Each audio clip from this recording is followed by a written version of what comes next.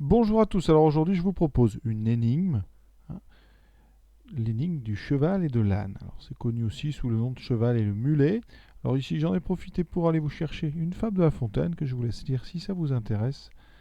Nous on va quand même résoudre notre énigme. Alors c'est une énigme, on va dire de niveau donc seconde, parce qu'on va utiliser un système à deux équations, deux inconnues pour le résoudre. Donc on va lire le texte tranquillement. Un cheval et un âne portant tous les deux de lourds sacs marchent côte à côte. Donc chacun des deux animaux a donc des sacs sur le dos et ces sacs ont tous le même poids.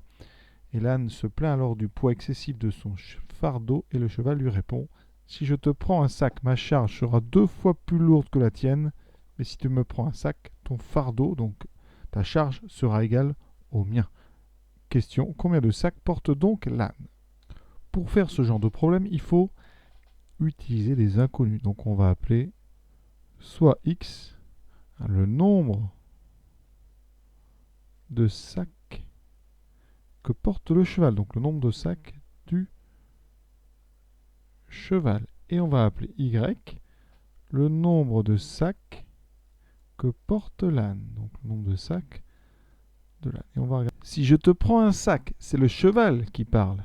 Ça veut dire qu'ici, à ce moment-là, s'il prend un sac à l'âne, il a maintenant x plus un sac. Et dans ce cas-là, il aura 2 fois plus de charge que celui de l'âne. Donc, ces x plus un sac seront 2 fois le nombre de sacs de l'âne, c'est-à-dire 2 fois y, mais cette fois-ci moins 1, parce qu'un sac a changé de côté. Il y a un sac de l'âne qui est passé sur le cheval. Donc, x plus 1 sac du cheval, c'est 2 fois le nombre de sacs de l'âne, c'est-à-dire y, moins le sac que l'âne a donné au cheval. Ça, c'est donc la première phrase. Si tu me prends un sac, ton fardeau sera égal au mien. Dans l'autre sens, si le cheval enlève un de ses sacs, donc ça veut dire x moins 1, dans ce cas-là, les deux auront le même poids. Mais ce sac qui est parti du cheval va se retrouver sur l'âne. Donc x moins 1 est égal à y plus 1. Et donc on a devant nous un système à deux équations,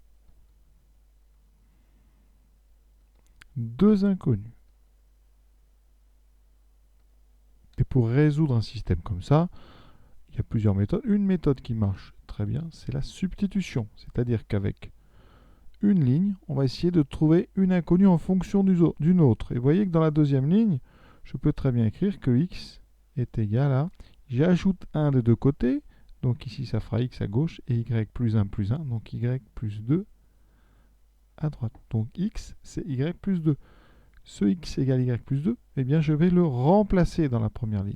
On dit qu'on substitue donc là x plus 1, et à la place de x plus 1, je vais écrire y plus 2. Donc y plus 2, c'est x. Je mets maintenant plus 1. Et ça va être égal à 2 fois y moins 1. Et en haut, j'ai une équation du premier degré. Mon système est alors équivalent au système suivant.